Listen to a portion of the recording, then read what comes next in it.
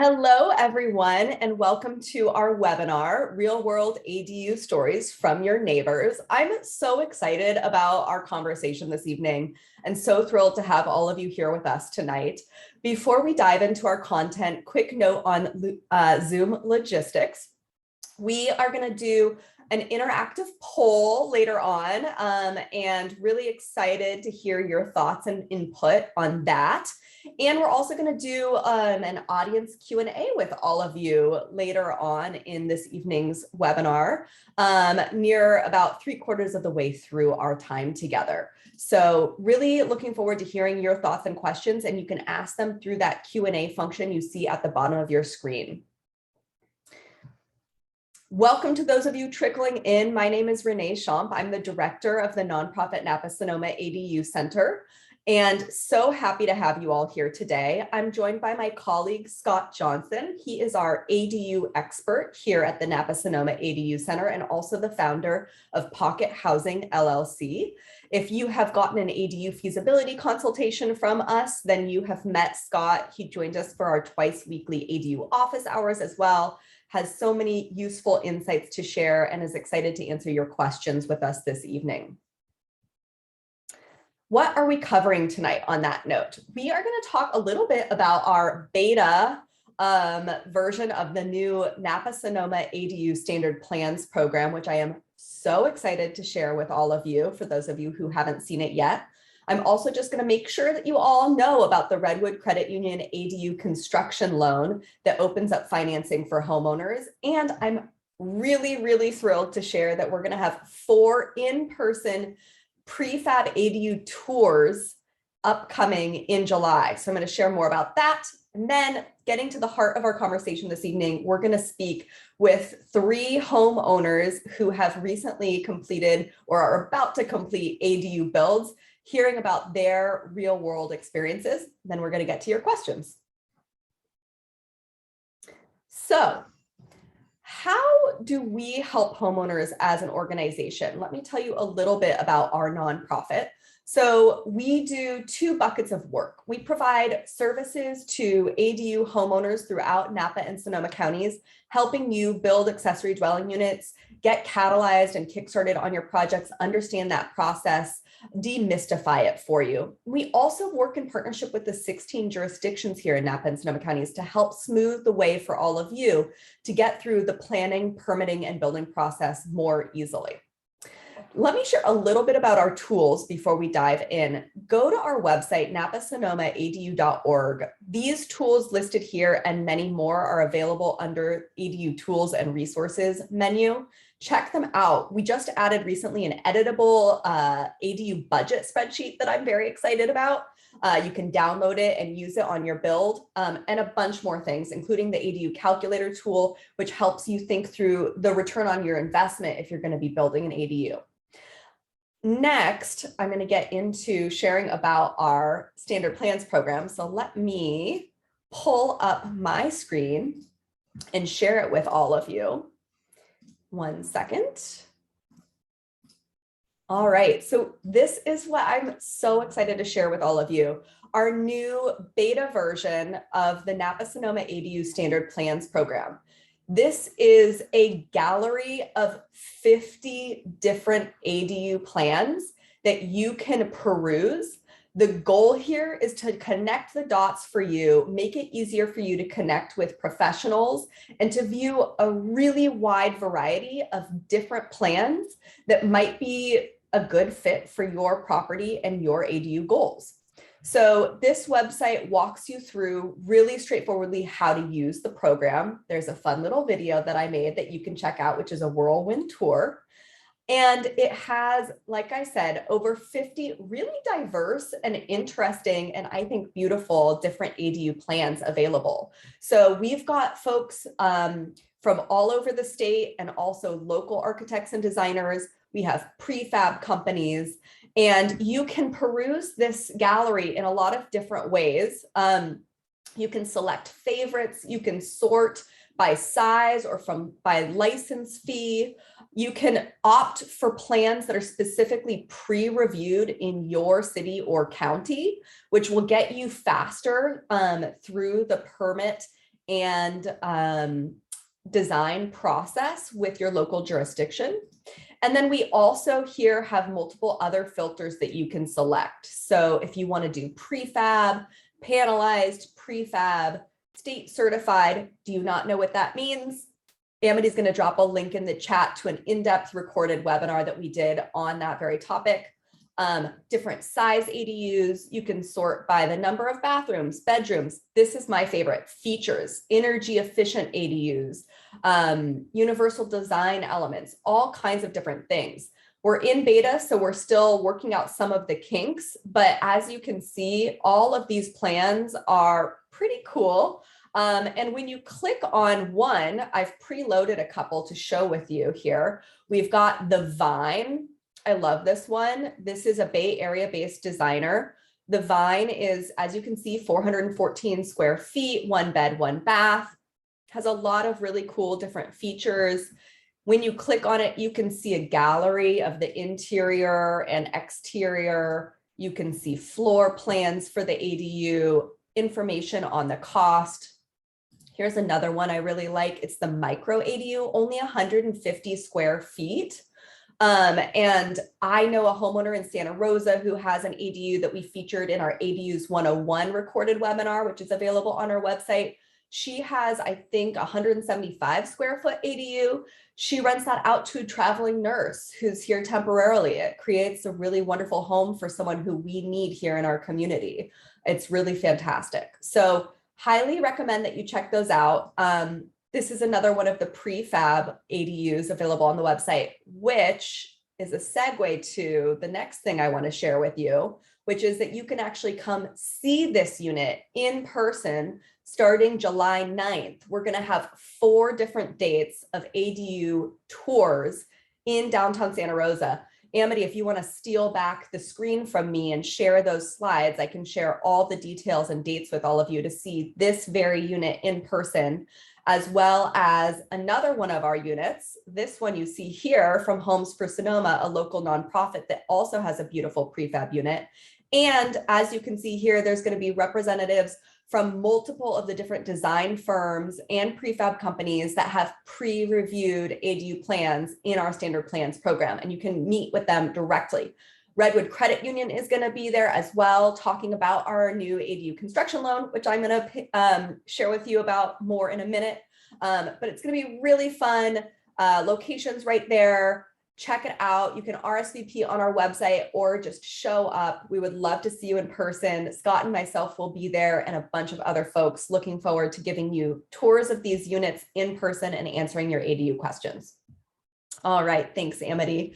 We can now move on to sharing a quick photo, actually. Oh, sorry, Amity, I switched up the order. I see what I did to you. This is just this very afternoon, Scott took this photo of the Connect ADU being placed on the site in downtown Santa Rosa, just waiting for all of you to come do some in-person tours of it, along with the Homes for Sonoma unit, which you can see there in the corner as well. I'm super excited about it. With that, I'm going to shut up for a second, and we're going to ask you all a little bit about what type of ADU build you want to do. I'm really curious about this. Is it a traditional stick build construction, prefab modular, manufactured or panelized? Prefab, you don't know the type. Again, If you don't know type of prefab, check out our webinar. We also have webinars with traditional contractors talking about their building and that experience with building an ADU traditionally. Just really curious though to hear from you guys on what type of build you're thinking of, because we have seen lots of shifts over just the last couple of years in what folks are most interested in. And if you're curious what I think, I will tell you it really depends on your budget, your goals, and your particular site, what is best for you. There really isn't an easy answer of like, what's the best type of ADU? It really depends on you. And if you want help from us figuring out what the best type is for you specifically, you can sign up for an ADU feasibility consult on our website, which I'm going to share more about in a minute. All right, I think we have a couple more. All right. So we've got 42% traditional stick build, 8% prefab modular, 8% prefab panelized, and 42% prefab, but I don't know the type. Wow, that's really interesting to hear you all's thoughts on that. It's really, really helpful. Thank you so much for sharing. Okay, so with that, hoping to see you in person in July. But let me share about our feasibility consults really quickly. We do these deep dive, in-depth consultations to really just help you catalyze your thinking on your ADU build. The homeowners who are here with us this evening got our ADU feasibility consults, and that's how they got kickstarted on their builds. They're going to share about that experience. But if you're interested, sign up today. Important note, we have, as a nonprofit organization, been providing our ADU feasibility consultations for free for the last 2 years. And starting in August, we are going to start asking homeowners who can afford to do so to pay for a small part of the consult. But if you want a totally free consult, now is the time to sign up. Starting in August, we will be subsidizing not the whole cost, but just part of the cost. All right, so let me just share with you, like I mentioned before, a little bit about our partnership with Redwood Credit Union, which just launched this year a new, really incredible financing product for homeowners. This product is geared towards homeowners who otherwise wouldn't be able to unlock financing in order to build an ADU, either because of a low income or a low amount of equity in their existing home. So if we go to the next slide, this is an exciting product because you can count future rental income, projected rental income from the ADU, as well as future property value in order to unlock up to $300,000 to finance your ADU. And it also, we're hoping soon, is going to be a product that can be married with the new CalHFA $40,000 ADU pre-development grant. If you want more info on this, we have an entire recorded webinar on the topic that Amity will drop in the chat, and you can check it out. All right, with that, let's get to the heart of our conversation this evening with our wonderful homeowners who have joined us. I want to introduce to you first Ash and Debbie, who joined us for one of our ADU feasibility consultations and are almost done in the next week or two with final inspection on their beautiful A-frame ADU. So welcome, Ash and Debbie. Thank you for joining us. Thank you. Thank you. It's great to have you here this evening. So let's talk a little bit about your ADU. You did a detached A-frame ADU. Share with us a little bit about the details and how you decided to do this type of ADU. Yeah, I mean, we purchased this property almost 2 years ago, and you know, the property is like a 1/4 acre, but the house actually we're sitting in now, the log cabin, is like 700 square feet, so it's tiny on such a decent sized lot. So, but because this lot has a creek and sewer pipelines and all sorts of crazy stuff, we sort of had this little area, but we wanted to build as big a house as we could because the main house is so small. So that was part of it, and the A-frame allowed us to go to 2 stories, which was very handy, and also was like a distinct look that complemented the log cabin that's sort of on site. So that was sort of part of how we ended up with this. Oops, Oops, I'm muted. I was just saying it's beautiful, and I can attest to that because I've had the pleasure of seeing it in person. Scott, what were you going to say? I was just going to say, I wanted to elaborate that when we visited with Ash, he does have a really complicated site for on paper, it's a pretty good size. And this is one of the things we've talked about in other webinars where we say, every ADU project is unique. Looking at the paper numbers, Ash's site looked plenty big enough, but when you got there with the way the trees were, the creek setbacks were required for where he was in Sonoma Valley, and then the easements that ran across his property, he was left with a very small area. And so they came up with a really creative, interesting solution to get the floor space that they needed. Yeah, absolutely. Let's talk about your timeline a little bit more. Can you share these details a bit and then also talk us through the floor plan of the unit? Yeah, so we purchased the property in October 2020, and then we knew that we had to file for a couple of approvals. The first one was because we were going to build close to the creek. Sonoma County, I think you have to say 50 feet away from the creek, but they allow you to build close to the creek if you get permission. And that involves saying things like, we will plant other areas to offset the area that we impact. And so, in November, we applied for that. That came through fairly quickly by January, I think. And then in the meanwhile, we were trying to figure out what we wanted to build. And then by that point, we decided we wanted to, go, ADU and go to sort of 28 feet in height. And the ADU code allows you to go to 16 feet. So we put in for a planning application for that as well, which we received by April. So, that was 6 months of approvals. Having got that, we then went into the design process with the A-frame company, because it's a pre-engineered system. This company, all they do is they make A-frames. They have standard layouts that you can customize, but as an A-frame, the structure is all on the exterior. So you have total flexibility on the interior. So we customize it with them. Then surprisingly, the engineering took longer, even though this was supposedly pre-engineered, but I guess everyone's busy. Then I think it was September, we put the plans in for permitting. We got our permit on December 29th.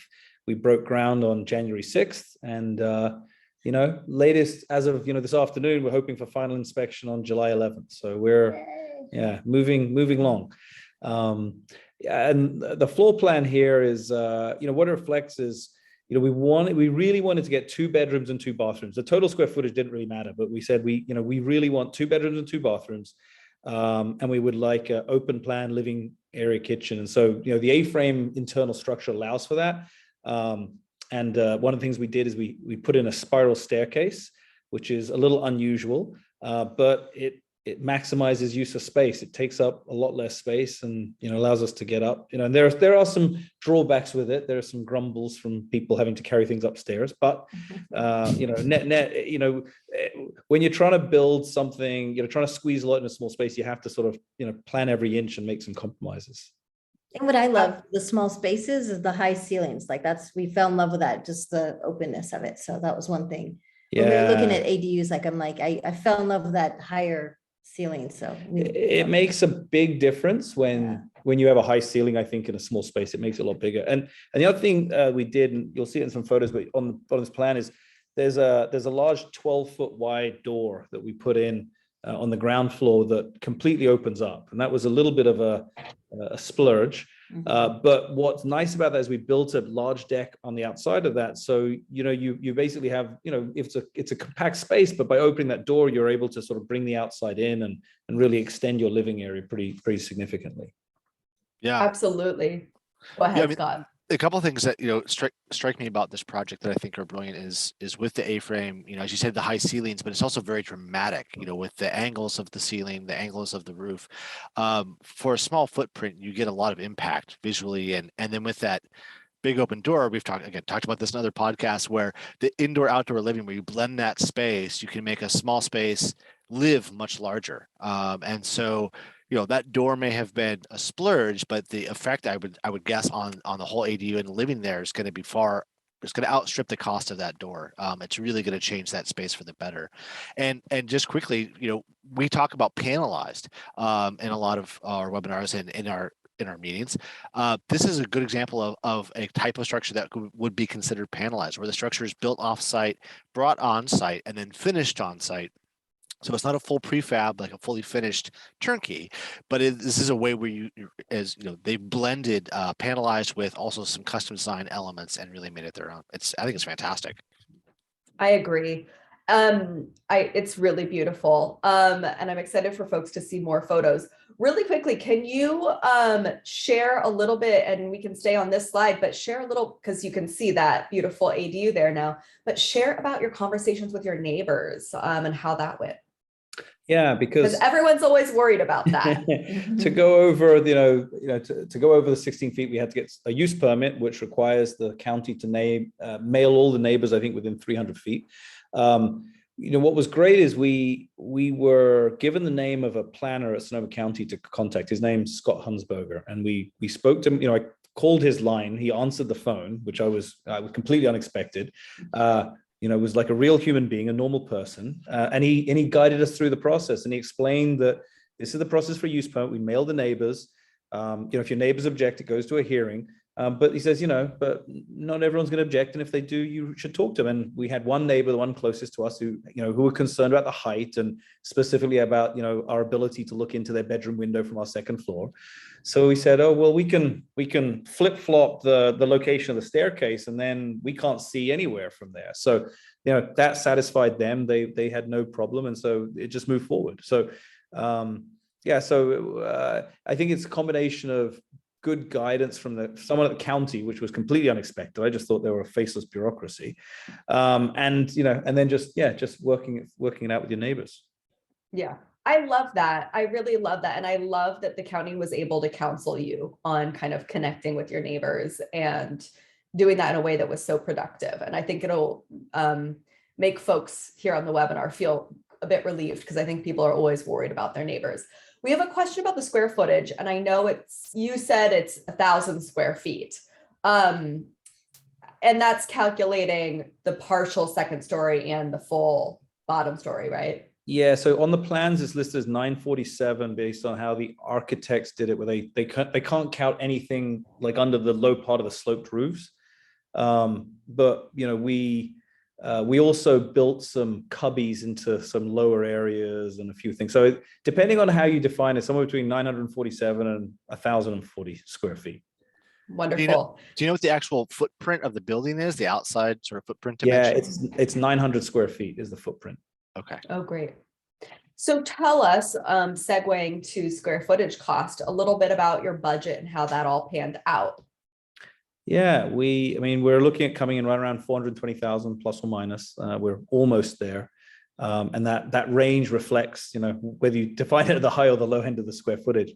We set out with a budget. There were splurges. Yeah, I think part of it is, we realize that this is where we're going to live ultimately, so we love Sonoma Valley. We love the property up here. So, once the kids finish school in a few years, we'll end up spending much more time here and probably be here permanently. So it turned out from something that was, maximize the square footage to actually make something that we want to live in. So, so we did a few upgrades, tile and The white oak. We did a really nice white oak ceiling and, the big door. And we also have this balcony skylight. There's a lot of things like that. So the budget, we didn't sort of stick to a budget as much. We just looked at things about like, for every incremental thing, it was like, do we value that? Do you think it's worth it? If we're gonna live in this as we grow older, right? Is this, would we regret having not done this? And so nearly always the answer was, okay, let's just do it. We will regret it.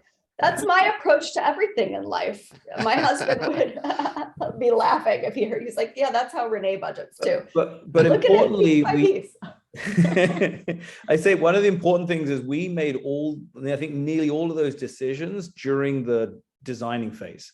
So, and the contractors appreciate that because he said a few times, is like, you guys really aren't changing that much from what's on the plans, which is super helpful, which has allowed us to go quickly. But yeah, we did a lot of research and looked at, pros and cons and costs. And I think we got most things figured out. And so we made a lot of those decisions during the design phase. That is huge. That is so fantastic. And on that note, let's talk about how you financed the project. Share with us a little bit about that. Yeah, we had some cash savings that we used, and then we I wasn't sure about construction loan and other vehicles, and talked to our bank, and they're like, well, you have an equity portfolio, you can borrow against that, and then when it's built, then you can refinance the entire property. And so that's basically what we're doing. So it's sort of like temporary uses of cash and facilities we had, and then we'll refinance it back in. Unfortunately, interest rates have gone up, but that's okay. They'll come back down again. Yeah. Thank you. We all needed to hear that. That's the big door at the back, by the way, the 12-foot door. You can see the photo. Yeah, I wanted you to share that. Yeah, so this is what you were talking about when you were talking about the 12-foot wide door leading out onto that gorgeous deck with the beautiful oak tree there that's been preserved. And you can just put a dining table indoor, outdoor, and like host a lovely party if you want. Mhm. Yeah. I love that. On preserving that oak tree, was that something the county required, or was that a choice you guys made? No, they actually were super clear, is that you can take out a tree if you want to build. You just have to replace it either with one or two. So yeah, so but we chose to, because it's a beautiful tree, and we're far enough away from the roots that we weren't affecting when we dug the foundation, and we actually think it makes a nice feature for the deck. Yeah, absolutely does. It's Take some gorgeous. lights off it. Yeah. Yeah. Provide shade in the summertime when it's hot out. Yeah. Mhm. And it's beautiful that you can see it through that upper window as well from your bedroom, right? When Yeah, you're in there's the actually a second story. squirrel nest up there, so it'll be interesting to watch the activity. Oh, very fun. Yes, this is so cool. I love this picture because it's the whole frame getting framed out. At what point, how long ago did this happen? That was I think that photograph was taken probably at the end of February. So the foundation was done by the end of January, and then this kit started going up beginning of February. And yeah, pretty much by probably third, fourth week of February, they had all the parts that were supplied by the manufacturer up. So this is a structural kit, and basically the structure of these triangular trusses, and all the parts for those triangular trusses are all pre-cut, pre-drilled, and they come with metal hardware. That's all, it's all like a erector set, basically. So they all came out, and the guys basically just stood up the pieces and bolted it all together. And then they put the sheathing on, which you see a little bit of sheathing on, which they purchased locally. And then, from then on, then it's just, it follows like regular construction. Very cool. So Scott, can you share with the audience a little bit about a framing package like this and how it might change timeline on the site? Yeah. So again, this is often falls into the category of panelized, and panelized can mean something like a framing package like this, where it's the structural components that show up sort of ready to go, or very close to being ready to go, to being fully sheathed walls with insulation and often sometimes plumbing and electrical installed. So there's a range of options under panelized. What this helps though is that this is a lot of wood, and it has to be cut very precisely in order for the A-frame to work correctly. This would be a lot of work to do on site from scratch, from boards that you get from Mead Clark. So having everything sort of pre-bought, ready to go, pre-cut, ready to go, it saves on construction time. And of course, labor is one of the biggest costs of construction. So anytime you can save on labor, you're going to be able to save money. So having this stuff basically prepped, ready to go elsewhere, reduces construction time, reduces costs. They can be working on other pieces of this while that A-frame structure is being built: foundation, trenching, utilities. And so you can collapse the build time quite a bit. And I think, Ashley, if I remember correctly, you said the 6 months kind of from start to finish on the build. That's pretty short for a build of something that's going to be 1,000 square feet at the very end. That's a pretty short build. So I think even your design and permitting time was probably more than that when it comes down to the actual build time. So it's a great option, and there are, as you can see with this A-frame, it isn't just traditional construction that you can go with. There are all kinds of different designs and styles and even construction technologies that you can use in a panelized system. That's really helpful background. And we're getting some questions. I know I said we'd save questions till the end, but they're so pertinent to what we're talking about. So Diana has a question about whether the $420K, is that the all-in cost of design, permitting, construction, and everything? Yes, it does not include the decks because I consider that part of the landscaping. But yeah, permits, all fees paid to architects, engineers, the prefab firm. Yeah, it's pretty much, yeah. I think so. It doesn't include that. It also excludes landscaping, decks. We're also adding a swimming pool. Doesn't include that. Yeah. I have to say that's a pretty excellent price. And I know if you want to share a little bit of your cost savings approach, that would be wonderful. Yeah, I think it is. We're very happy how it's coming in. And part of it is because I think we did a bunch of the sort of sweat ourselves. So we don't have an architect of record. The A-frame company, because they provide the floor plan, for them to customize it was fairly inexpensive. We did have our local architect, because the A-frame company is based in Utah. They're not familiar with all the California nuances. So we had a local architect who helped us with those things, but it's very specific things. So it was, like almost paying them on, it was basically paying them like hourly basis for, insulation details and flashing details and things like that. The Title 24 coordinated myself, the interior design we did ourselves. And then probably this is maybe the biggest saving is that the contractor actually preferred us to buy the materials because buying materials, I think, especially finishes and stuff, I think becomes really painful for a contractor when you're changing your minor stuff. So he said, you buy it, you spend all your time researching it, selecting it, have it delivered to site. And so we weren't paying a markup on materials, I think, like if a contractor purchased it. Plus, we were able to comparison shop and decide on best price. And also, we took advantage of sales. Like all our tile came from a company called Porcelanosa. They do sales twice a year. Those sales are 40% off. So we bought our tile in December. Drop that name in the chat, Ash, will you? Yeah. When you get a chance. That's great. Do that. That's so helpful to hear. Scott, share your thoughts on the cost per square foot that you're seeing in comparison to other projects these days. So this falls in line with kind of the costs that we're seeing. So in general, speaking from projects from 300 square feet to 1,200 square feet, we're seeing costs in general between $400 and $500 a square foot. It's really easy to spend more than that. But if you keep your head about yourself and you work smart, that's about where the costs are coming in for finished ADUs. And in general, I say that there's a price or a cost inversion to size, that the larger the ADU, the less expensive it is per square foot, because you need a kitchen and a bathroom, you need utility trenching. There are sort of these fixed costs of construction that go into almost every ADU. And as you get bigger, it's generally less expensive. What they've built, Ash, what you guys have built is quite a premium 1,000 square foot, 1,100 square foot ADU. That's also, fire smart. You've got steel roof with no eaves. You've got that giant glass door. You've got those beautiful views. So your project would have fallen out, in my mind, outside of sort of the standard range that we talk about, because you had those splurges, right? You'd gone for the white oak. The fact that you were able to keep it at $420 a square foot is testament to your work and to having a cooperative general contractor. Speaking of someone who used to work with general contractors a lot, when they have to run to the store to get a different, slightly off white paint because the one that they first chose, the homeowner decided they didn't like, that kind of blows their day up, because they're trying to coordinate plumbers and electricians and their framers and everything else. And if they're running back and forth to Mead Clark or a hardware store to find the next the next window shades, it's not a great use of their time. So having the homeowners do that when the general contractor is amenable to that idea can really take a lot of load off the general contractor, which is going to lower your construction costs. And you guys, it may have cost you a lot less money, but you guys put in a lot of work to keep those prices down. I mean, doing the interior design, coordinating Title 24, all of that stuff, coordinating with your architect and the prefab company.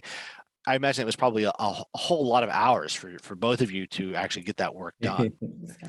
Yeah. And what was surprising also during construction, because, we don't have an architect who's going to answer the little questions here and there. So, they call me, where I have to come to site and stuff. So it's been a lot more time than I expected, but it's been, unbelievably rewarding and a great learning experience as well. Yeah. Well, to that end, Ash, tell us about some of the quirks of your project. I know we've talked about several of them already. Yeah, so the creek setback is, yeah, so I think I mentioned that we have this little creek that flows 2 months a year if it rains.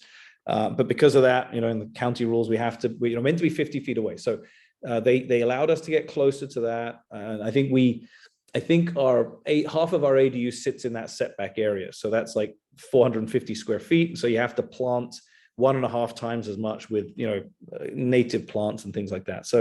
So that's what we're doing. We also have the main trunk line for Sonoma Valley running under our property, which is really quite bizarre. When you told me that and pointed it out, I just was like, wow. Yeah, there's a giant manhole Seems out of place.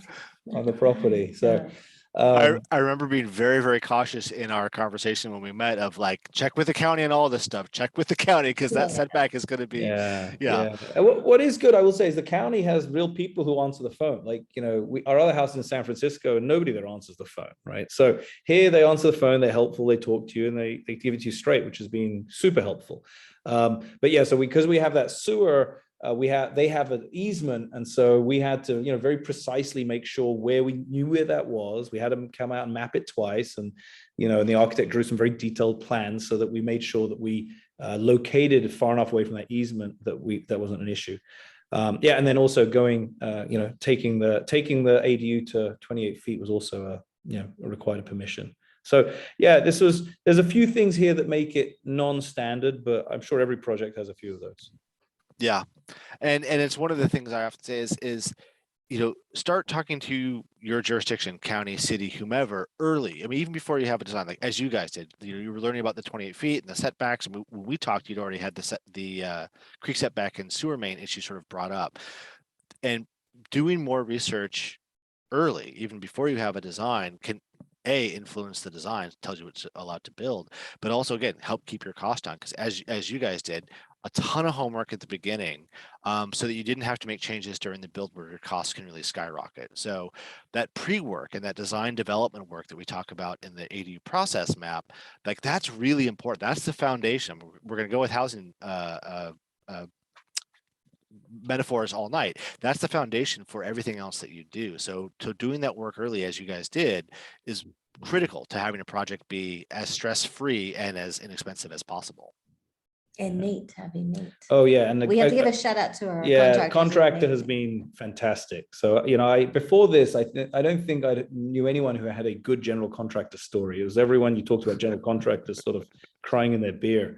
But we've had a great experience with him. So we'll definitely use him again. Yeah. Drop his info in the chat. Everyone wants to know who this is.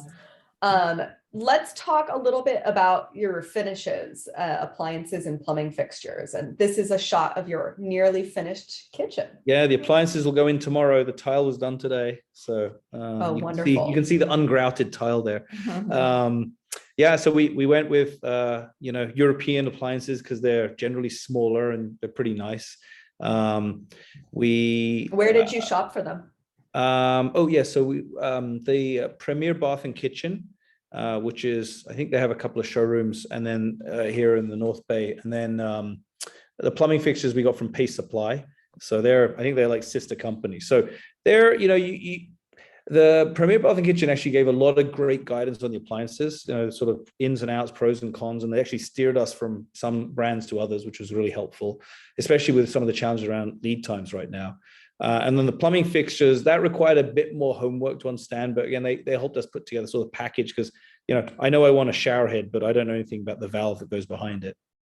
And then we went with in terms of finishes, we went with a lot of tile, because just durability of floors. Hardwood floors we have in our house in San Francisco, it's always getting beaten up. We're always stressed about things dropping on it, so we thought, well, we'll just go with tile, which is there's another one of these splurges, but I think we'll be happy with it for just the longevity of it. Also, in the area we did save money. So the kitchen the cabinets are actually IKEA cabinets, which are great value, great quality, and then we upgraded by using a company called Semi Handmade for the doors. So those can't really tell because cabinet doors are covered in dust, but they're a little bit thicker, a little bit nicer, nicer sort of design feel to them. And then we also went with open shelving for the kitchen rather than upper cabinets, just to have a little bit more of a lighter open feel. That's a great It's hack about the beautiful. IKEA cabinets. I've heard that from a couple other people who didn't want to spring for full custom cabinets, but needed something aesthetically different than what IKEA was offering. And having custom doors, that's fantastic. Yeah, and the semi-handmade make it very easy for you as well. Like you send them your IKEA plan, and they'll basically go. This is exactly what they do. They ask you to go to IKEA, get it mapped out, and then they'll go and help you, put it together a package that will complement it. That's wonderful. That's a great tip. I love these photos. So the photo on the left is of the lower floor, and you can see that beautiful cathedral ceiling and the skylights. And then on the right, you can see this is your primary bedroom, correct? Yeah, that's the upstairs bedroom, which is, we have that sort of skylight balcony there, which the panel just open up and you basically can stand out there. So it's hard to describe, but it's pretty cool.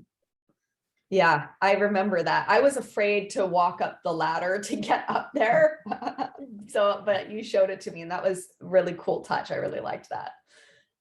Beautiful. Do we have any final thoughts that we can share with folks about your experience? And if you want to share a little about your experience with our nonprofit, feel free. Yeah, I mean, firstly, I think working, the fact that Napa Sonoma ADU as a resource available was really helpful, because this was a big decision for us to embark on this. We'd never built anything before. We'd only done minor renovations. This was, it was a big decision because it was going to be a lot of money. And so I think the fact that Scott came out, walked with us, we were able to talk it through with him, was really helpful, because to be honest, anyone else you feel like you talk to is, has their own pocketbook in mind, right? It's like you talk to the architect, well, I want to do this for you. You talk to a contractor, I want to do this for you, right? So it's not necessarily the case, but it feels like that, right? So to have someone neutral come out, talk us through it, and then the detailed checklist that we got at the end was actually super helpful, because we'd thought through a bunch of it, but there were definitely a set of details that we hadn't thought through. There was like, it was really good to know that, okay, the things that we're worried about were like, what don't we know? And then this, the checklist helped sort of address that. And now we knew. And yeah, so it gave us the confidence to move forward, and we're very happy we did. And almost like a support as well. We're not alone. Like, we had questions and stuff. So that was nice too. Yeah. Yeah. Yeah. And then, it took a lot more time than I thought. We've saved some money in doing so, which is good. So if we do it again, it's probably a prefab. So. Yeah, that's helpful. Yeah. A little less involvement on your part then. Yeah. I mean, I don't regret doing this, but it's like I can't do this again and again. But the lesson learned is do things in parallel. Like, we definitely could have saved some time if we waited until we knew the county was going to approve our height limit before we got the design going. In retrospect, we should have had confidence. What they told us is it will be fine. It's just how much time it takes.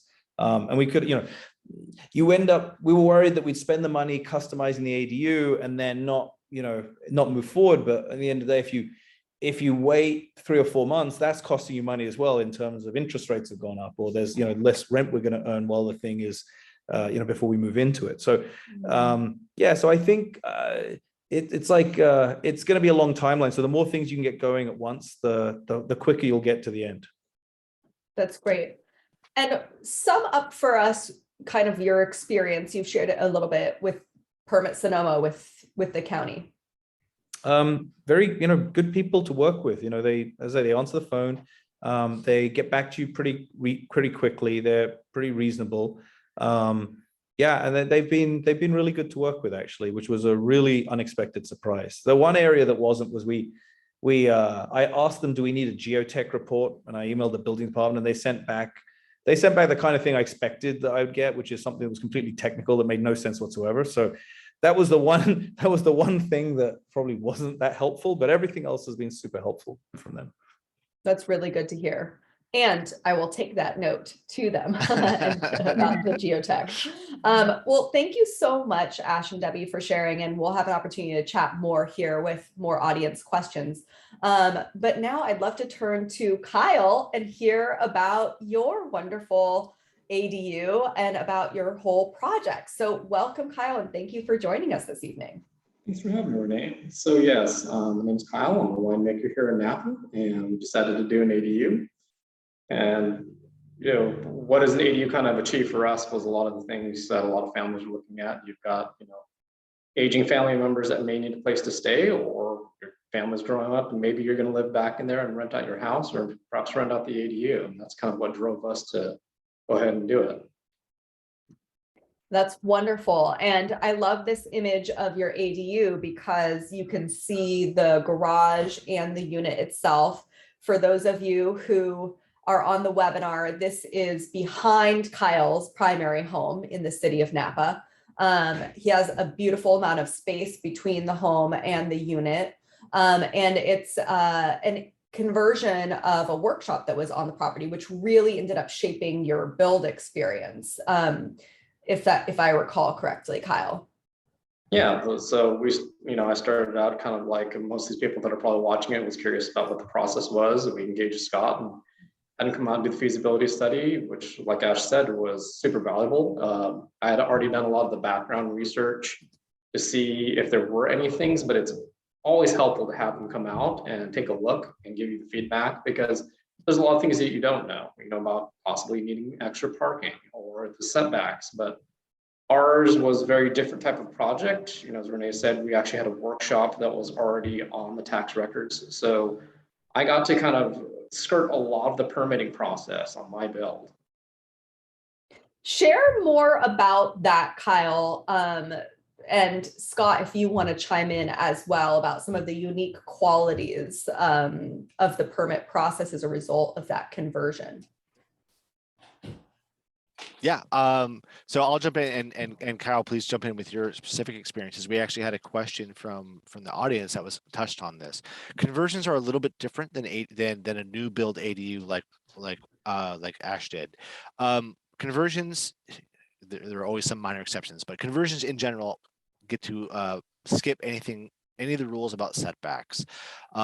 Also, very often, if they have a proper foundation already, you get to skip things like geotechnical reports. So there's a lot of stuff that a new build would have to go through, heights and setbacks and everything else. That a conversion, you just get to say, okay, it doesn't matter for us. We're doing a conversion, and those conversions can be extensive. I think it was in your case, Kyle.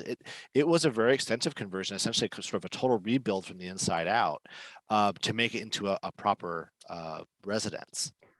But question, Scott, is Kyle getting grandfathered into those existing setbacks, by which we mean his unit is less than 4 feet, for example, from the side and rear property line, and it's very close to the adjacent garage as well. Is he getting grandfathered into those setbacks and being allowed to do that because he's not changing the footprint, the original footprint? That's right. So with a conversion, particularly ones where you have setback issues, or you would have setback issues in a case like this, where you're too close to the property line, you're too close to an adjoining structure. If you keep the same footprint, you're allowed to do that. You are allowed to build up to 150 square feet for ingress egress, a front door area, a little mini mudroom or something like that. But you can't change the footprint of the structure other than that. You can't add on a bedroom. You can't add on a kitchen bump out or something. You have to keep to the original footprint in order to preserve the footprint that you've got to allow you to have those lesser setbacks. Thank you for elaborating on that. And for those of you who are sitting here saying, what's a geotech report? You guys are throwing around all this jargon. I'm sorry. We have a multitude of ADU 101 webinars, as well as a glossary available on our website. Definitely go check those out later. And we can fill you in those webinars on some of these technical jargon. We can't cover all the things at every webinar, unfortunately, but I'm very sensitive to that jargon, having been a newbie to this whole world myself just a couple of years ago. Kyle, walk us through this lovely floor plan. So again, the kind of ways that I saved a lot of time and expenses on this was I found our builder through the Napa ADU website, and that was Hair Construction. I'll give a little plug for them. And they were wonderful. They had come up with an existing kind of a generic ADU plan that was already approved in the state of California, that they've already used in a couple of other projects. And working with them, I just kind of changed the orientation for a few things. And so you can kind of see how living room, dining room area is all kind of opened out. It's a 1 bedroom, 1 bath. It's 600 square feet. And as Scott pointed out before, you can see how close it is to the carport. Because the workshop was already that close, that's already grandfathered in. We didn't have to do any upgrading on the fireproofing or even redo the carport itself. And one advice that I have, is try and come up, like Ash did, discuss a lot of your plans with your builder early. Everything that you get down sooner and don't make any revisions will save you a lot of money, because any types of revisions after you've already got things approved means you have to have an architect touch it, redesign it. You have to have plans, resubmit it again and reviewed. So try and get everything done as simply as possible and look for ways that you can kind of go over these things. And I found that the build process was great because having a contractor that is very open and a good line of communication, it makes it a lot easier. So your expectations are met and their build progress also, it's a lot easier for you to follow as the homeowner. Kyle, I'm so glad that you stressed that point. It really can't be said enough times in this evening's webinar, the importance of not changing your mind on all the little details throughout that build process. It ends up costing you so much more money and so much more time. It's a total hassle. It's just not the right way to go about it. And actually, Amity, if you could go back to that slide, one thing I want to also touch on is I just didn't believe you the first 3 times that you told me that your ADU was start to finish completed in 6 months. Can you just tell the audience, is that really for real? And is there any details we're missing there? Yeah, when we look this process, you see a lot of these things where they say it is possible. Well, it is possible, again, when you have a lot of things that actually work. And, like for mine, like I said, I already had a structure that was already there and it was already on the tax record permitted. So I didn't have to worry about that. I chose a pre-existing plan that I knew would be approved very quickly. And I've been through a build process, helped to do a winery construction. So I'm a little familiar with what it means to be working with general contractors and the whole build process and all. So I did my part where as soon as we engaged, Hair Construction, I immediately went out and looked for financing, secured financing. By the time that we had started doing our plans, that was already less than a month in, got that approved literally in about 2 weeks. And when the construction starts, it is very amazing. So ours went very, very quickly, but again, try and not make changes. Listen to your contractor. They've been here, they've done it. They've seen a lot of crazy things. They've a lot of, and a lot of the build issues, came from supply chain, and just try and be open-minded about it. And that really helps the whole process along. That is so helpful to hear, Kyle. And any contractor listening to this webinar is just loving you right now. Listen to your contractor. Yeah, go ahead, Scott. I was gonna say, I have to say, when I talk with homeowners, and the question I always get is how long will it take?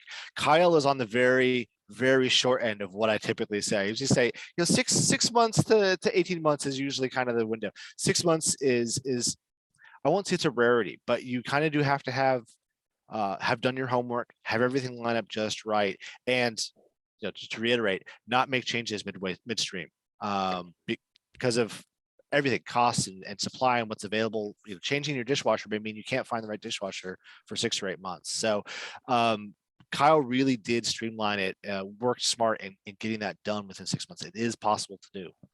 And also we have to give the City of Napa a shout out here. They are I think the fastest jurisdiction, on permit turnarounds. They really ensure that they turn around permit applications that are complete within 21 days. So thank you to the City of Napa for that as well. Let's move on to our next slide. What else have we got here? Oh, the thing that everyone always wants to know about, the budget. So talk to us a little bit about this, Kyle. Yeah, so when I first set my budget, I had already kind of assumed that there were going to be items that we couldn't think of that were going to run over cost. So one of the first things we did was kind of an all-in budget that we did with our builder.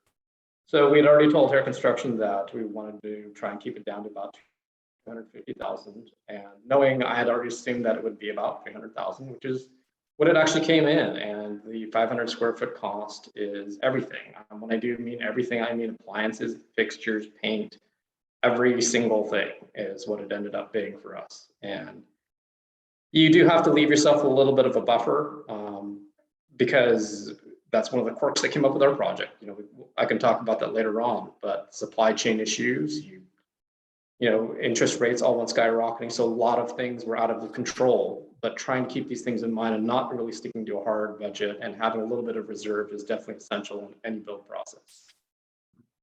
That's a great tip, Kyle. And, you know, your ADU is 600 square feet, and Ash and Debbie's ADU is 1,000 square feet. And so I am not surprised to see that the cost per square foot for your smaller ADU is higher than the cost per square foot for Ash and Debbie's ADU, in the sense that the smaller the square footage, the higher the cost per square foot is going to be, because you can't get past those most expensive items that are going to be present in any ADU, no matter the size, and that is the bathroom and the kitchen. So adding on square footage that Ash and Debbie did for a second bedroom, for example, and a larger footprint for the common space is not going to be as expensive as that kitchen and bathroom. And so that's why we're seeing the higher cost per square foot, in part for your ADU. Anything you would add to that, Scott? Yeah, I mean, conversions are trickier than people think. You know, when you're taking particularly something that's like a shop or a garage, something that isn't already a living space. Current building codes, you know, we build very, very well insulated, very safe homes today. And so taking particularly an older structure, mid-century, that was a shop or something that wasn't conditioned space, didn't have, you know, water and electrical and sewer and everything, and adding all of that requires a lot of labor to fit things in, to make things right, to bolt things down. It takes more time than building new. And so there are benefits. I mean, clearly in Kyle's case, you know, he got to put it exactly where the structure already was. So he has the maximum amount of yard space preserved, but it also is a little bit more expensive because of all the labor that goes into actually making everything work in that pre-existing building. Super helpful, Scott. Well, on that note, let's talk about financing, Kyle. Can you share a little bit about that process? Yeah, so fortunately, you know, we were homeowners here in Napa when prices were actually down. So we built up enough equity in the house and did a cash out refinance against our actual primary residence. And then use that. And one of the things that a lot of lenders made very clear, if you ever do it, make sure that it just goes back into your house. And so we thought this is the best way to utilize the equity that we've built up and then use that to add extra value to the property. Absolutely. That is such a good way of putting it, Kyle. Thank you for sharing that. And for folks on the webinar who are thinking, you know, or feeling any kind of lost on the budget and finance piece, highly recommend the ADU calculator tool on our website, which Amity has shared a link to. That tool allows you to get a realistic sense of the cost for the size and type of ADU you want to build. You can input things even like the site, the quality of construction, all kinds of things. And then you can also get info on financing. And then we also have that in-depth webinar on how to finance your ADU, either with that Redwood Credit Union ADU construction loan or multiple other tools as well. And our vendor registry, which has also been shared in the link in chat, has a bunch of different finance professionals that you can reach out to for counsel as well. All right, let's talk about your building a little bit more. Yeah, so already kind of touched on before, we found hair construction through the website. You know, a lot of the fun things, you know, stuff that we really enjoyed. It's 600 square feet. You can see that we did a vaulted ceiling. Kind of like Ashley pointed out, that it gives you a little bit of extra room. It feels larger than the square footage when you have taller, you know, ceilings. It breathes better.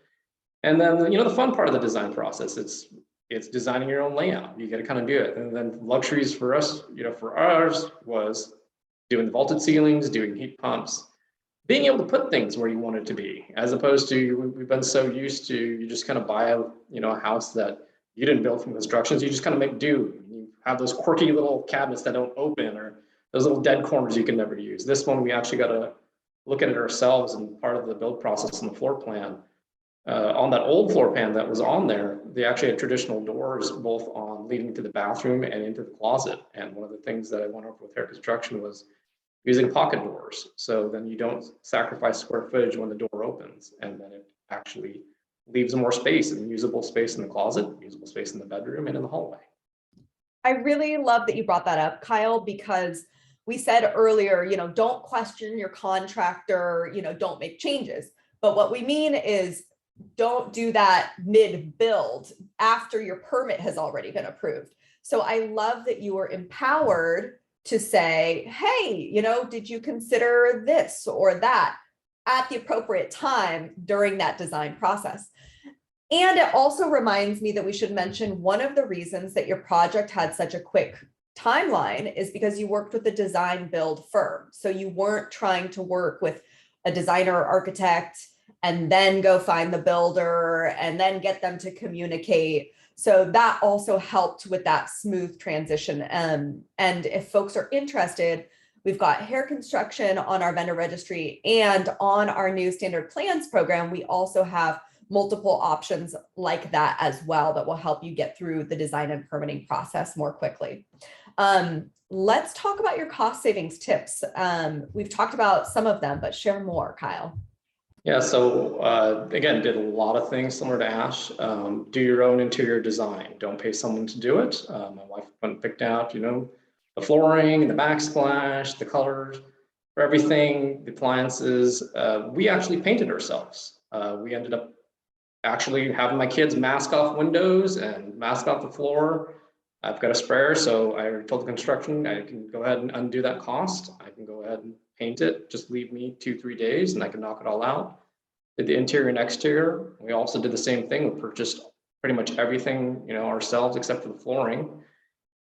Downsides, doing that again, when, hey, your shower head doesn't work, you have to go run back down to your supplier and go get it replaced, go back and get it fixed again.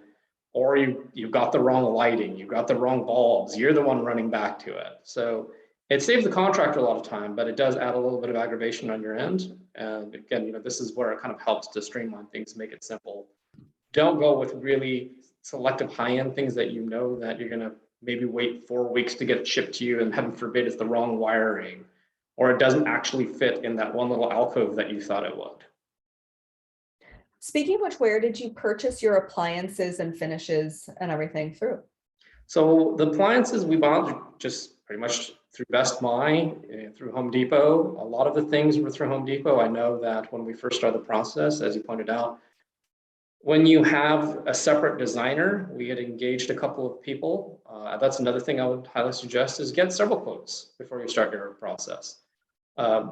See what's out there, see what other people can do for you. A lot of the actual designers and architects flat out told us that it would be about anywhere between $12,500, maybe $20,000 to design the process, which is a lot of money, when you're starting it and you're fearful that you may not even be able to build it, and having it streamlined where the contractor is the one giving you the design, they know they can execute it, they know they can keep the costs in line with it.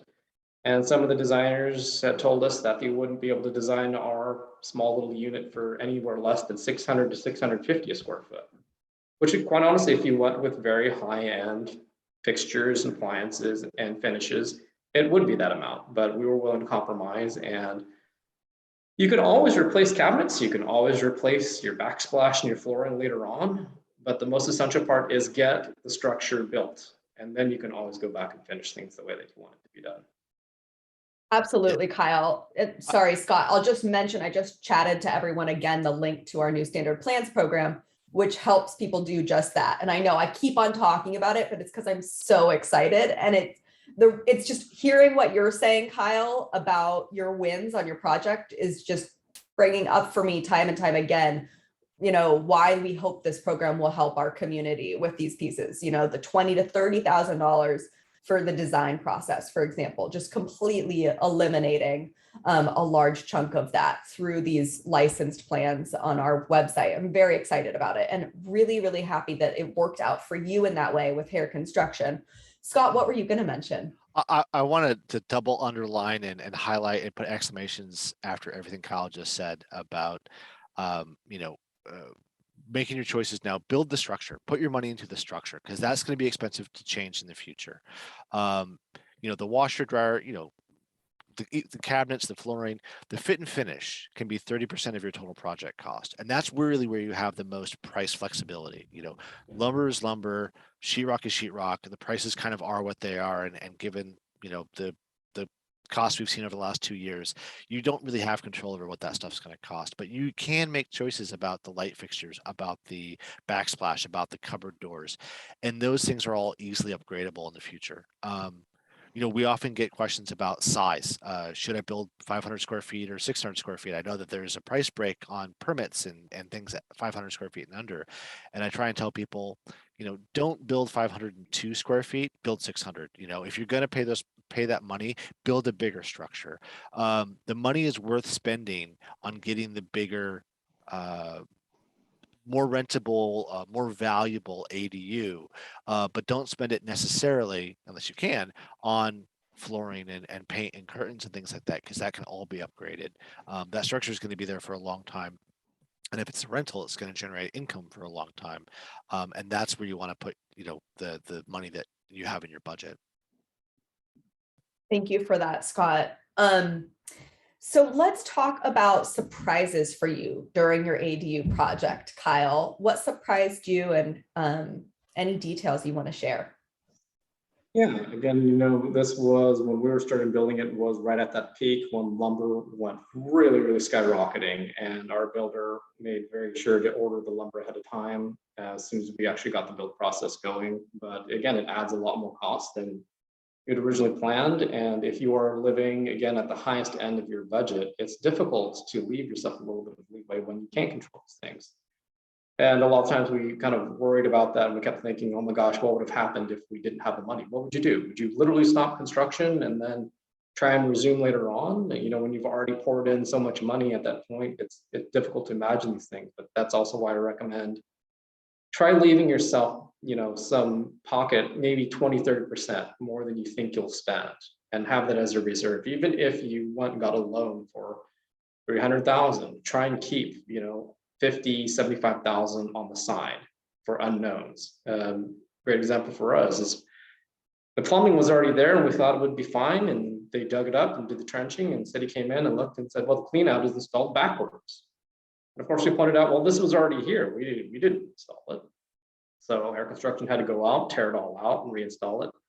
But these are things that, again, try and leave it in there. And we loved also seeing this amazing process as it gets demoed down. And as Scott pointed out, you always think with an existing structure, maybe we can leave it. We can tear it down to the studs and you can reuse it. And then suddenly you look and your builder looks and says, oh, there's a lot of dry rot in here. This doesn't look to code. That doesn't look very good. This section. And suddenly you're down to one wall and they realize, why are we keeping one wall? Let's just tear the whole thing down. Let's just rebuild it from the ground up. But again, once the construction really starts, framing comes up very quickly. And it's amazing to kind of see this whole thing once they start rolling. And again, working very closely with them, Hair Construction would give us a weekly update on what was happening at that time, what was the next steps. And part of our process was what steps did we need to do to help them along. So you had asked about, where we secured appliances. Hair Construction said at the beginning, go ahead and buy it now. They already saw with their other projects that some appliances were coming out of stock. They were on there. So we bought things, and yes, the washer and dryer sat in our carport for 3 months before we actually needed it. But we had it. So when they actually came to needing it and finishing up the build, it was already there. So instead of spending extra time having them wait around on us to secure that and pay more money on the build process, it got to move along, very smoothly. And again, thank you to City of Napa.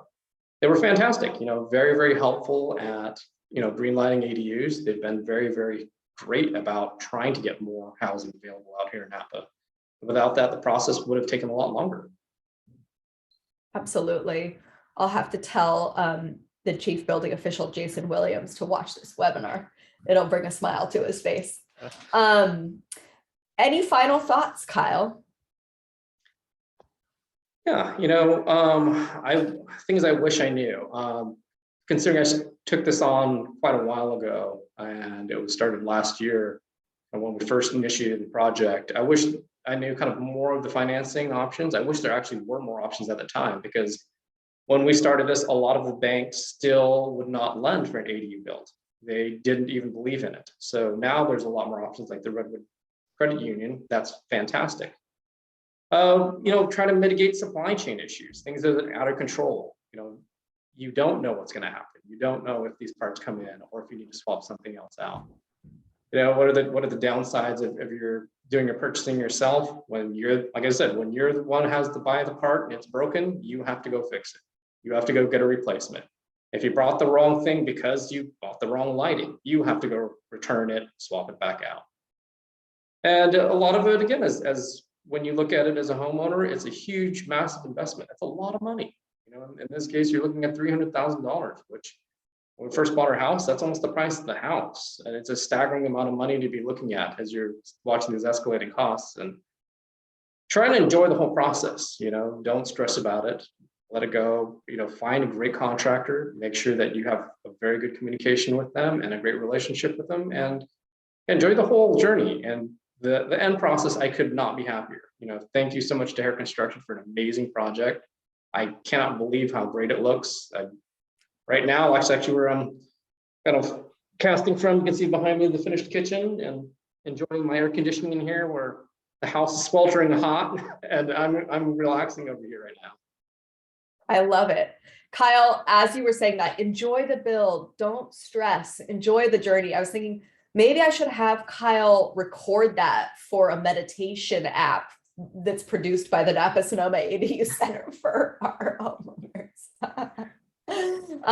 It just brings me so much joy to hear and see with my own eyes these incredibly positive outcomes and just this much needed housing for our community. It's huge. And I'm so excited to see photos from you all when the move-in happens. And just really grateful that you've taken the time to join us this evening to share about your journeys. And I'm sure folks have more questions for you. So we're going to turn to audience questions now. And I see some here already, but for the audience members that have questions that you haven't typed them into that Q&A chat at the bottom of your screen, now's your chance to do so. But we have a question here from Matthew that I'm hoping Scott can help me answer, or maybe Ash has thoughts. What is the height of an angled second story ceiling when that second story starts being counted in the square footage? Does an adult need to be able to fully stand up for it to be considered a second story and count as square footage? I'll let Ash jump in on that one for the angle part. So I think it's 5 feet. I did look this up and it's written in the code somewhere, but I think it's when they measure the square footage of the house, it's areas that below 5 feet don't get counted. Interesting. Yeah, and I know for living areas when we're not talking about angled ceilings, I think the minimum height I believe is 7'6" that you have to have clear space between finished floor and finished ceiling for it to be a proper floor. But other than that, actually, I don't know about the angle stuff. That's interesting. 5 feet. I'll have to write that down. Yeah. Thank you for that, Ash and Scott. Nancy has a question. How much more would it cost to build a handicapped accessible space for an older adult? So that's actually something I'm so glad that came up, because I was talking to Ash about this as well. I just want to talk about accessibility here for a minute. So quick accessibility timeout. I also want to mention to you all, I don't know if you've heard of the concept of visitability, but that is a concept of making it so that when you build a new home, you make it so that it could be visited by someone who perhaps is in a wheelchair, for example. So where you have the option as you're building your ADU, my advice is, if you want to have that ADU to potentially be able to house a family member who is aging or who has a disability, or if you want to be able to age in place and downsize or move into that ADU in the future, consider accessibility, consider also universal design elements. All of these things are defined on our standard plans program webpage in the features. The ADU plans in that gallery that are built to be accessible or with universal design elements are tagged as such with the features. So check that out. It's really important thing to think about. One thing I was talking to Ash about is this is not an issue for Ash and Debbie. So it worked for them to build the spiral staircase. And that's a really smart option for them because it fits that size that they have, doesn't take up. I mean, can you imagine in that beautiful A-frame trying to fit in a huge clunky staircase? Or, you know, losing that second story bedroom. It doesn't make sense. But thinking about your needs, you know, are you going to have a small child in that unit? That would be tough with a spiral staircase. It's not as accessible. So just thinking about, and then for them though, you know, that's not going to be an issue for visitors. They can still have visitors over to their home, right? So just thinking about accessibility, universal design, visitability, whenever we're building, just throwing that out there, depending on what your goals and needs are for your particular ADU. Now let's get to Nancy's question. Scott, do you have any thoughts? And I also want to mention, just do check out, for example, the David is one of the plans in particular that is built to be accessible for example, a wheelchair to be able to get into the bathroom, things like that. Okay, sorry, go ahead, Scott.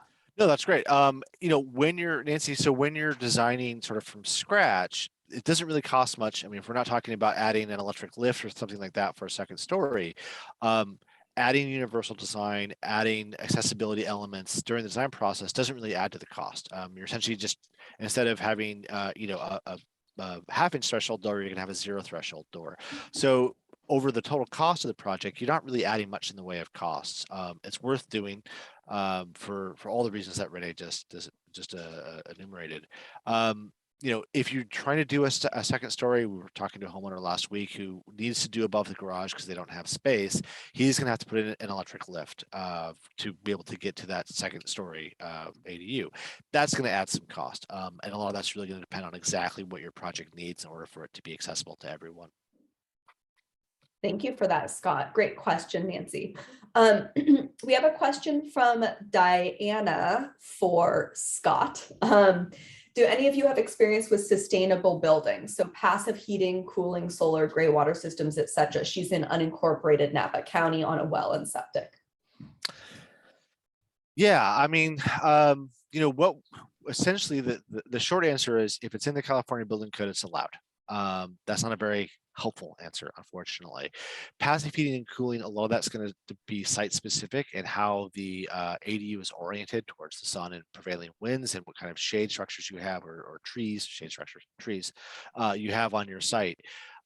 Gray water systems are a little trickier. They're very dependent upon the jurisdiction. In Napa County, I'm not sure where they stand on gray water. I know some jurisdictions for a long time, nobody allowed gray water systems, but it's becoming more common now.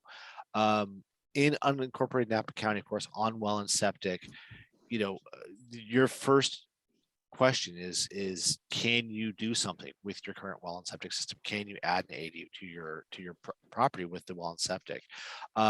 Things like composting toilets aren't yet allowed for ADUs. Things like you know, water recycling for residential use isn't really allowed. So your current capacity of the traditional well and septic systems would have to allow for an ADU. And in truth, a lot of people in unincorporated Napa County, that could be very challenging.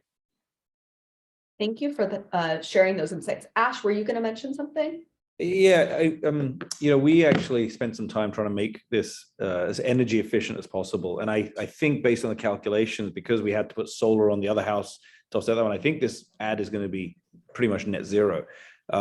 A really key thing that I had to twist the contractor's arm about was insulation. So California Building Code makes you put so much in, right? But what we did is, partly because of the A-frame, we actually did exterior insulation. So we insulated on the outside of the structural joists, which, you know, what's amazing is we've had some 100-degree days recently. That's the building's not powered or air conditioned yet, but when those doors are closed, it's perfect in there. So it's really working. It was something the contractor was hesitant to do because he hadn't did it before, but this was something the architect recommended, and I'm glad we sort of pushed for that. That's really great to hear, Ash. Thank you so much for chiming in on that. We have another question from Joanne. Oh, and I will just say again, the standard plans program also features, solar ready, net zero, all of that. So check that out if you want. You guys are going to be sick of hearing me talk about this program by the end of this webinar. I'm sorry. It's just it's a good program. Joanne has a question. Does everything that gets permitted also have to have an occupancy permit, or does it get signed off as occupancy acceptable? Who was just mentioning that they had just had their final inspection? Kyle, you just had your final inspection, didn't you? So Scott, do you want to talk about the technicalities? But the short answer is yes. Once you get your final building inspection certification of occupancy, that unit is good to go in terms of being move-in ready.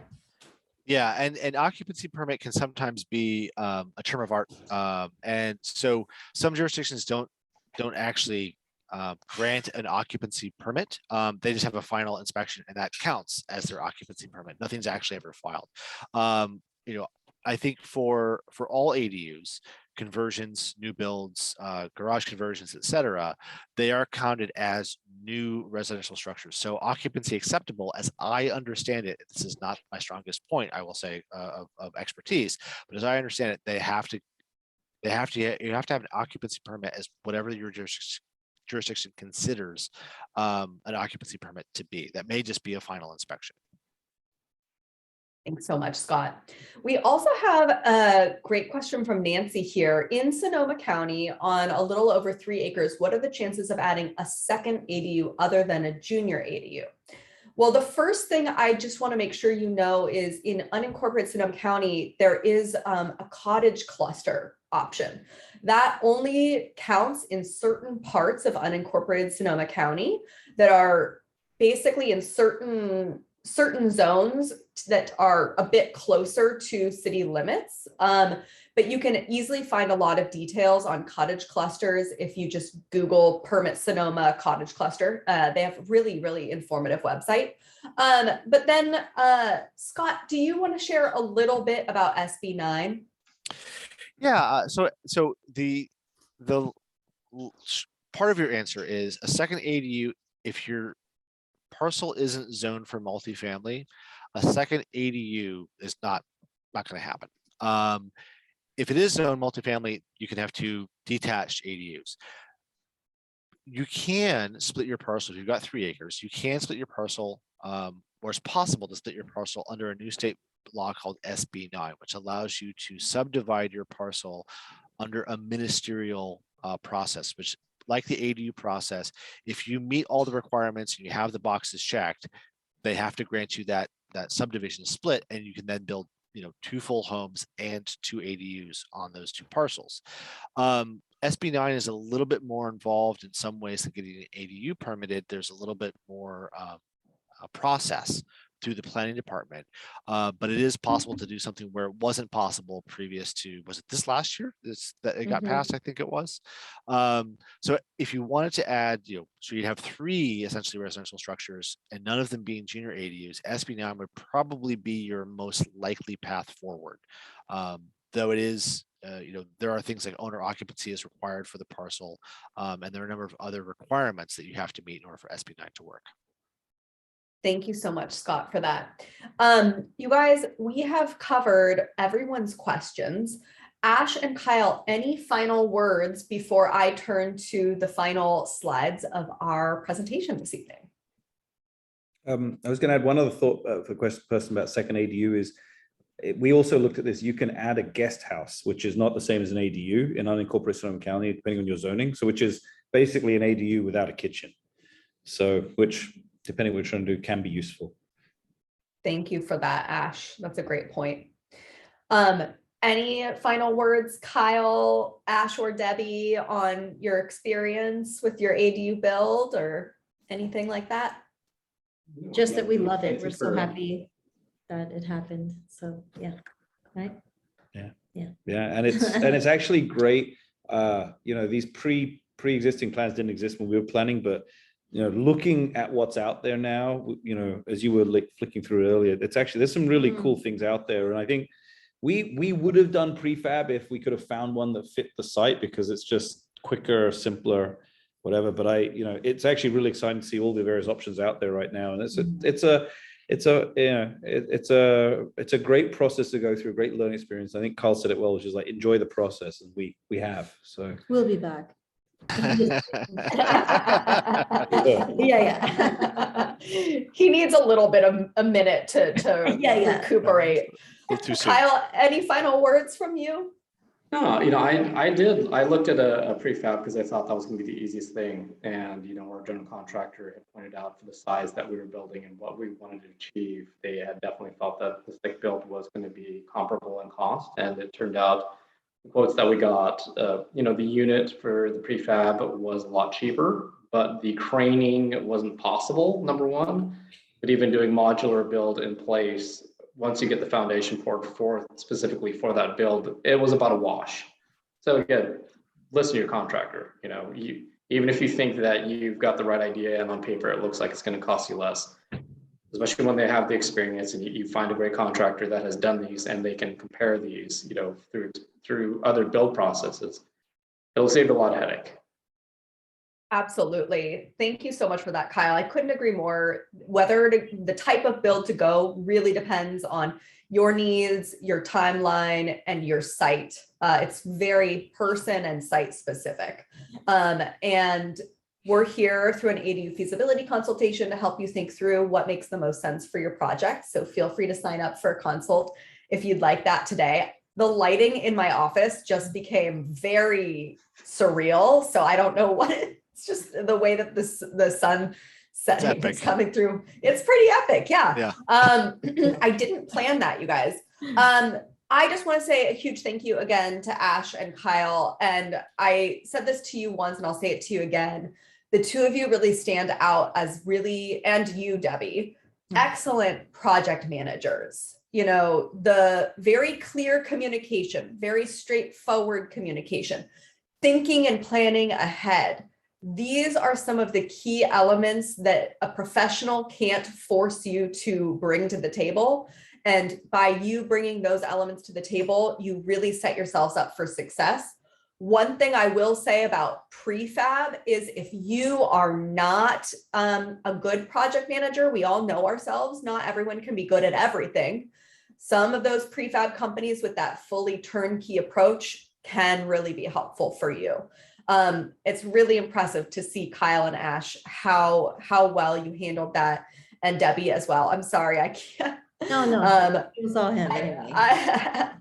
You guys have been an incredible team. It's been a pleasure to work with you. Amity, let's go back to the slides and remind everyone the dates of our upcoming July in-person ADU tours. I'm so excited. Right across from Chops Teen Center, right off Railroad Square in downtown Santa Rosa. Starting July 9th, we're going to be there. July 9th and 23rd are the two Saturdays we're going to be there. And then we're going to be there on 2 Thursdays as well from 3 to 7 p.m. The July 14th event is in partnership with the local nonprofit Generation Housing. The Saturday, July 23rd event is in partnership with the statewide nonprofit Casita Coalition. We're going to have reps from a bunch of different design firms you can see listed there, as well as those 2 units you see pictured there that you can tour in person. We would love to see you in person. We hope you'll join us. You can RSVP on our events page that are linked there. And thank you all so much for joining us this evening. We are here to help you with your ADU build. We want to thank our foundation sponsors. We are a fiscally sponsored project of Napa Valley Community Foundation with support from Community Foundation Sonoma County. And a huge thank you to all of you for spending some of your valuable time with us talking about accessory dwelling units.